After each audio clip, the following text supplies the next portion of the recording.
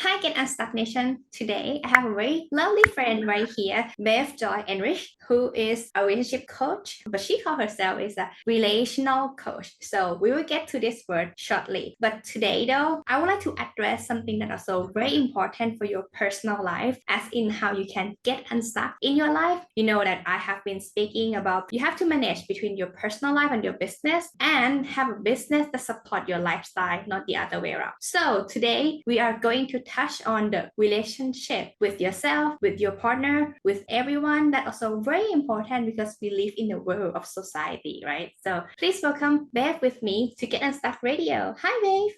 Hi, Matita. Thank you so much for having me. And if I may, you've just thrown out so many beautiful pearls. If I may just highlight some of them. Absolutely, So absolutely. you're so right. People who sometimes go on a spiritual journey, they forget the relational piece. So I always remind clients, we don't live in a cave. We live in the marketplace. Interacting is our daily business, if you like, and learning how to do it well and in a healthy manner just has so many benefits. It's how we thrive, it's how we grow when we can do it in a healthy manner. So I love that you brought it. We're wired for connection. We're not wired to live by ourselves. I know, 100%. And I know for the fact that when we don't have the right energy to connect, either with ourselves within, like having a conflict inside, or externally with others, it kind of sucks. And during those times, you may not feel like being yourself even. So we will get to that. We will get to that. But before I start asking you this question, how did you started your entrepreneurial journey though? Okay, so I began actually as what I called a dream coach. I went to Dream University. I have a background in psychology and education, but the coaching piece, when I was helping people accomplish their dreams, and one very essential piece in accomplish your dreams is that we never accomplish anything by ourselves, and we need to get people on board to join our mission. Mhm. During that time, what I noticed was that in my own personal life, my parents were dying in the same year, and my husband was ill. Awesome. And if this straight hair could stand up, it would have stood up. And I took him from relationship therapist to relationship couples therapist, and I batted them off just like I would a fly until I settled on the work that I do. And I found a relational life coach, which is the work that I then began to study. And I realized that it wasn't just about my husband. We're a team. And for him to heal, we needed to heal on our journey together. And Beautiful. that was remarkable when I was also brought into the whole healing process and what was coming up for me, what was coming up for us as a couple. It wasn't him. He's the problem. He needs to be fixed. And you're just perfect. You're the goddess. No, it was things need to shift for both of you. And that was like, wow, I finally felt myself settling.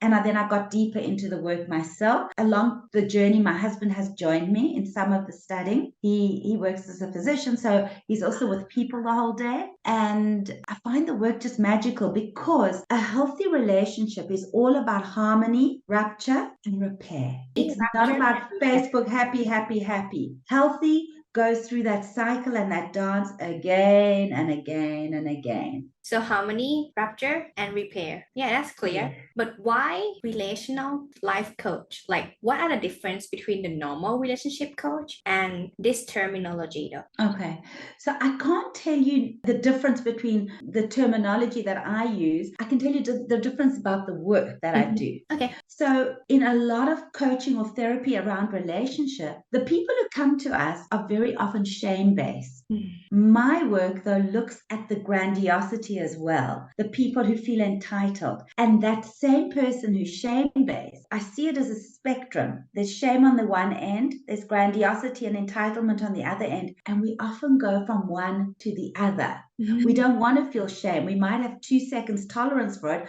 before we're now into blaming and anger. And this is the bottom line that true love, I'm going to say it slowly, demands democracy. Ah, I cannot love from the one up position or the one shame based position. This goes into the one on one this goes into a collective piece. You can't have one people above another. If you want to really have true connectedness, deep connectedness, I need to see you eye to eye. You might be a better podcast host than I am, and I might be a better swimmer than you.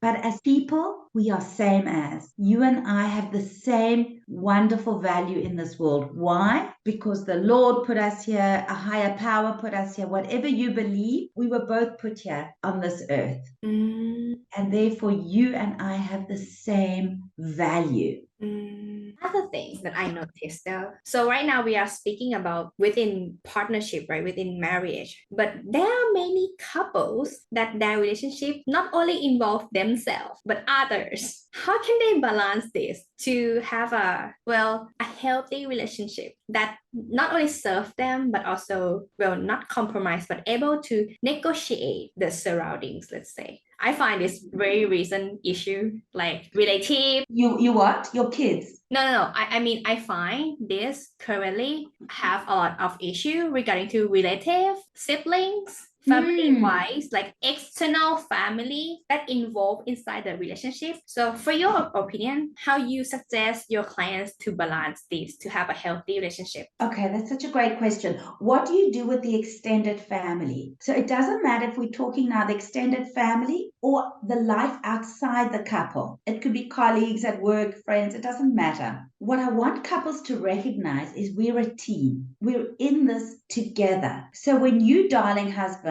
want to go for Thanksgiving to your family, I will come along and join you in your experience and see how you are. Even if it's hard for me, we might negotiate some things. It's really hard for me. Your mother's always critical of me. Can we stay for an hour? Or I notice that if your mother says things to me, you always silent. It would be really helpful if you could help me have a voice. You could negotiate the challenges beforehand. Very often in relationship, we just seem to fall into the same patterns again and again and again. And I'm about recognizing, you poor people, you're in a pattern. The more you angrily pursue, the more he withdraws. You're in a pattern that's just draining all your closeness and intimacy. And there will always be challenges around us. How do we manage it as a team? And if I could just add another piece to that. Please. The feminist movement. The feminist movement helped women cross a line. Whatever men can do, we can do. I can stand up strongly, so can just the same as any man. However, what it doesn't stress is our relational piece. So I can stand up strong. I'll have a full day's work. You'll have a full day's work. But when we come home, how are we going to manage this life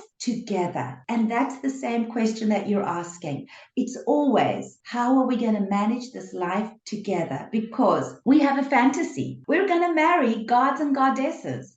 But we don't. We find a partner who has a burning spear and sticks it right into our eyeball. They have their human flaws and we have ours. And this collision between what's irritating and triggering about them and irritating and triggering about us. And how are we going to manage this? Because we actually often marry the perfect partner to teach us what we haven't learned yet. Interesting. And how we notice the issue within the relationship. Since everything is pattern, right? Like humans tend to get used to pattern and ignore that, actually, not trying to solve it. How can we notice that small things that cause us actually uncomfortable within the relationship? So the way I work is I believe we operate from three parts in our brain. One is what I call the wounded child, that's very young. Then there's the adaptive child that adapted to what was going on when we were really young. We might have to have hide, hidden, taken care of. We did something that helped us survive then. And then there's the functional adult, and that part is relational. So the adaptive child often takes over our lives. The adaptive child is into survival and protection. It's not into relation. So it might scream and shout and try and control. Those are all things we see. And when a couple feels stuck, we keep getting into the same fights again and again and again. The ability to respond respond, to be responsible, is to say, as a two-brain system, we are stuck. We need to bring another resource in. That could be a therapist, a coach, a friend, a mentor, a teacher. But bringing in that extra resource is like bringing in an extra brain, and we can see the pattern. You poor people, you are in this pattern that is eroding the relationship like rust. I can help you with that.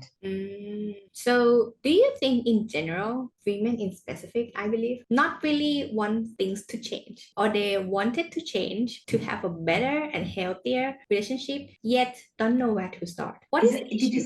Did you say about women? Yeah, because I'm not a Okay. man. I cannot speak for them. Okay. So I know for myself. women, Yeah, I was okay. stuck. I was stuck, at least. Women often, men and women often don't know how to use their voice. We are taught from a very young age, be quiet, don't rock the boat, don't ask for what you want. And then our man, if he doesn't give us what we want because he hasn't mind read, he'll be in trouble. Men also don't have a voice often in relationship. They're taught, just be happy with what you've got, ask for sex, and maybe if you want your wife to bring in a better income. But they don't necessarily know how to ask for more intimacy either. And today's women are saying, we want long walks on the beach, deeper conversations for many years. And instead of bringing our level down, we need to be raising our sons to produce that, to bring out their emotional side and show up for us. So that's the way to solve problems. Next generation then. Well, we can start with this generation, but for sure, our kids are watching us. Children learn what they live. They're watching us very careful. And the frontal adult, this wise adult that I was talking to you about, our adult selves, according to Pierre Melody, are really children dressed up as adults. In other words, we formed what we thought an adult looked like when we were watching as children. Our parents, movies, books. And now we look like adults, but we often behave from a much younger place. Of being angry and controlling and withdrawing and punishing in our relationships. We have losing strategies. So let's go back to the starting point of any relationship. Do you think the beginnings matters to set up with the right legs towards the healthy relationship? That's a great question. So very often in the beginning, we have love without knowledge. We know there's a soul connection, but we don't know how he squeezes the toothpaste. We don't know if he leaves the toilet seat up. And then we move into the stage where we have knowledge and no love. He never pays accounts on time. He always leaves his socks lying all over the house. And then the magic sauce, that's the harmony, the first stage, the rupture when our eyes open, and then we want to move into the repair. Now, how are we going to manage this? I think I can love you anyway, even though you leave your socks all over. But are you willing to pick them up? And can I help you with that? So maybe we need more laundry baskets in the house. I'm giving kind of like a silly example, but it's a real example. And relationships go through that dance the whole time. So I could see this, how it's worked. Like when let's say my moms and my dad, like when my moms usually acknowledge that my dad doesn't like to clean, especially like he really doesn't like it. And she have to keep complaining with that, but she not really speak to him, instead talking to me. So the way that the problem has been solved is me cleaning. So that's a beautiful example. So that's a beautiful example of complaining instead of requesting. So she's done a few things, your mom. Number one, she hasn't asked your father if he can help with the cleaning and how he can help. And then we also want to give our partners what they need to help. What do you need, honey, that will help you clean the kitchen by the time you leave tonight? Do you need me to put the cloths out? I can do that. We want to help them succeed because they're giving us what we want. That's number one.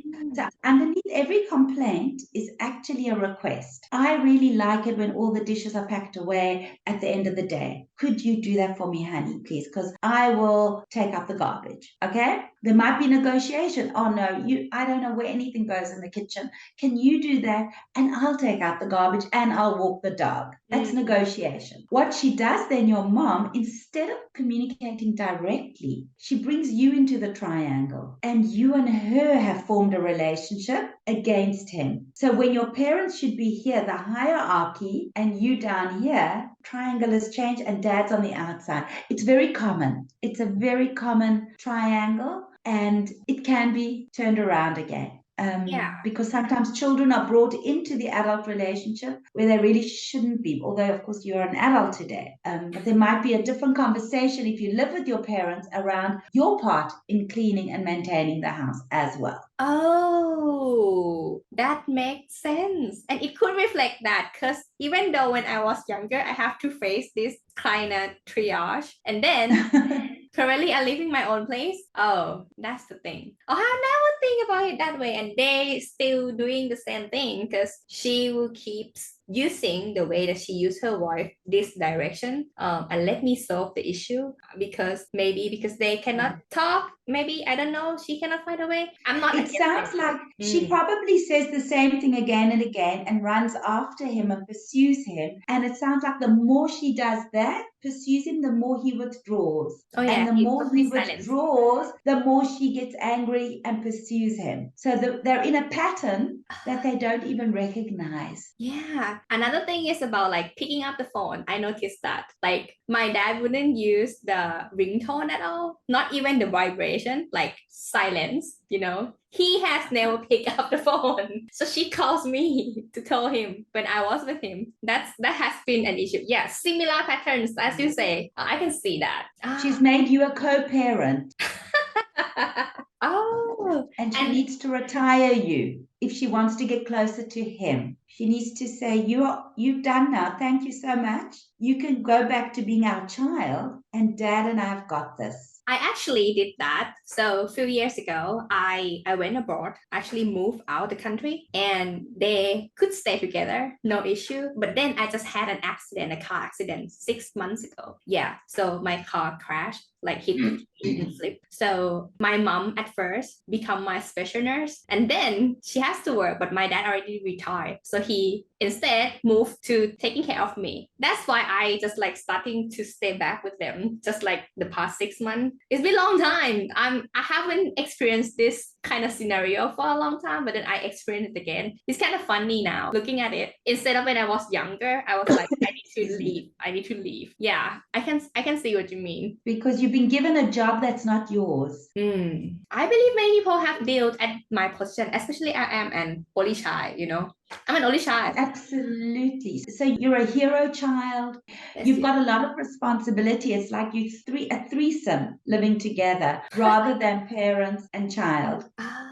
So it's you and mom who are the top and dad's down below. Yeah, but it's kind of funny that I don't see my mom as a top. She still respect him as a top, but like no one like on the pedestal somehow. Like you stay there, don't touch anything, we will figure it out instead. Yeah, so it's gonna be that turn. It's kind of funny. And we want them to be at the same level, eye to eye. Remember to have, love demands democracy, not that. Yeah. So right now I moved out. Maybe that could return back because they have no one to speak with. Yes, that's kind of issue. Like I already distance now. Like I could walk now. Before I couldn't walk. So yeah, I was like bedded by for a few months. So yeah. So necessity put you back, but now that you're back on your own 2 feet, quite literally, you are also moving on, which is beautiful. Yeah, and that's how I feel with my relationship. Yeah. You're there for each other. If God forbid something happens to any of the 3 of you, you will be there for each other. You're a very close family. It's beautiful. At the same time, because you're all adults, there needs to be the separation and, that expansion, should I say, of the family. You can come and go, come in and go out. You mentioned something that I see is very important. So let's use my mom as an example. She hasn't, maybe she already acknowledged, but she complains that she is too old to change the way she deals with things. I bet you have heard this many often. How can I help her or encourage her to have a better relationship with herself? Because it's not as healthy, being ma all the time. Right. Firstly, does she want to change? Oh, that's a good question. I have never asked her. She not even said she have tried, but she said she cannot change. That's the word. I cannot change. Like I hear that 1,000 times already. I never use the word cannot, but won't. I refuse to change. I think I that's the word. won't. And the question is, though, if she's unhappy with the way things are. She sounds to be stressful, but not as unhappy, in my opinion. Just like go get it all the time. I'm just like feeling furious for her. Like, oh, are you okay? Slow down. Right. The thing is that what the questions that I would be asking are towards you, because you're the one who's bringing up the concern, not her. She's not here with us now. You're the one who's bringing up concerns. What is your question for yourself? Can you answer that? What do you want in the relationship? That's a great question. I'm thinking as if my mom is kind of peaceful person. That maybe not my mom as in my mind that I have been remembered and I have been growing up with. You know what I'm saying? So Yeah, you're saying that you have to manage the mom you've got rather than the mom you wish you had or that you yeah, fantasize that you had. I have been finding the way to manage that already. Right. That's the thing. Yeah. I don't think for others. Okay. Because the only person in the dance who can change their steps is you. Because you're the one who's here bringing up the question. And once you change your moves, then she will have to. If you start responding differently to the way you normally respond to something that gets triggered between the two of you, then something can change. If you share this conversation with her, if you ask her to read something, but it'll have to come from you because you are the one who's asking for the change. She isn't. That makes sense because that's what I expect. But it may be or maybe not, depends on how I manage and negotiate with her again. Right. What is like in general people expect from a relationship within a family? What is it that like we can say that this is a healthy relationship? Does healthy relationship for each person are the same? We want to feel received. What is true intimacy? It's being seen without any judgment.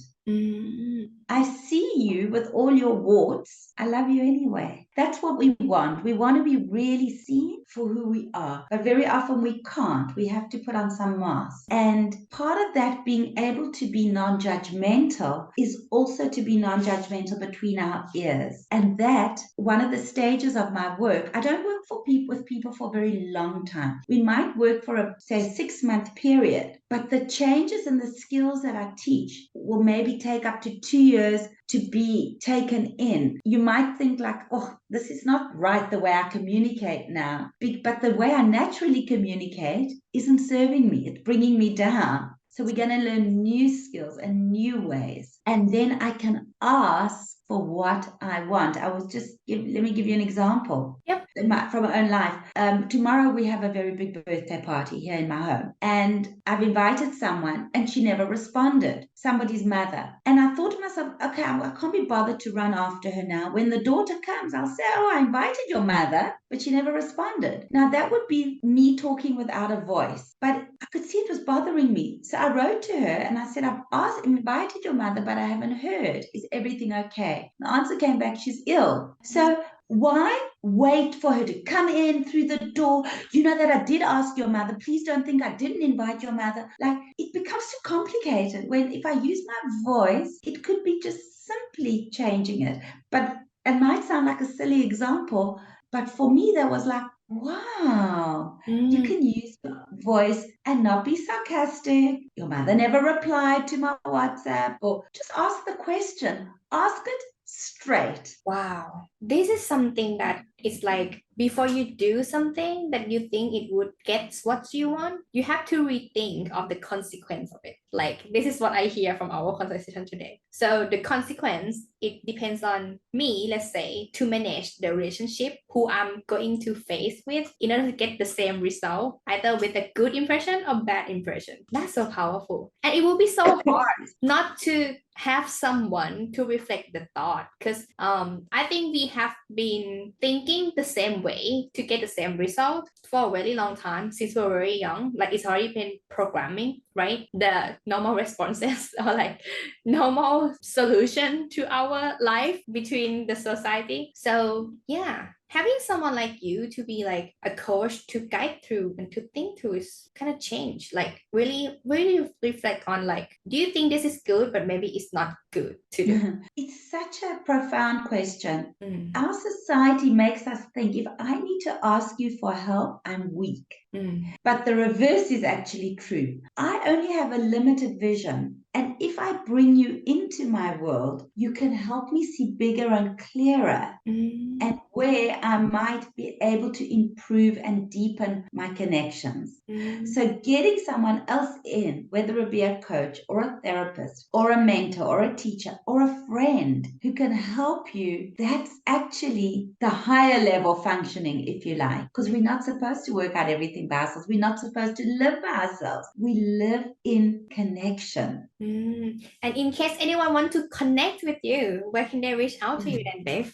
They can reach out through my website is the best way, www.bev.co.il, very easy. And on my website, they can set up a conversation we can have. They can, for sure, all your audience is welcome to sign up for a complimentary call just to hear what's going on with their relationship and where they might be feeling there's a challenge or stuckness. If that's a little bit too scary, I have a lot of magazine articles I've written on the site. Or if you prefer listening podcasts like this, where you can glean insights and value. And then when you're ready, the best way to get help is really with another person because we co-regulate each other. You can get much more than reading a book or listening to a podcast, but you need to feel safe for that. Yeah, so everyone who is still listening until now, the link will be in the description below. And yeah, I think it's important to have someone to evaluate and ask you back whether what your decision is like the way that you really want it to happen. This is something that I get out of this conversation today, and I really appreciate you to spending time sharing the journey with Get Unstuck Nation today. So thank you so much, Babe, to joining the Get Unstuck Radio today. My pleasure, Mutita. It was so lovely meeting you. Likewise, thank you.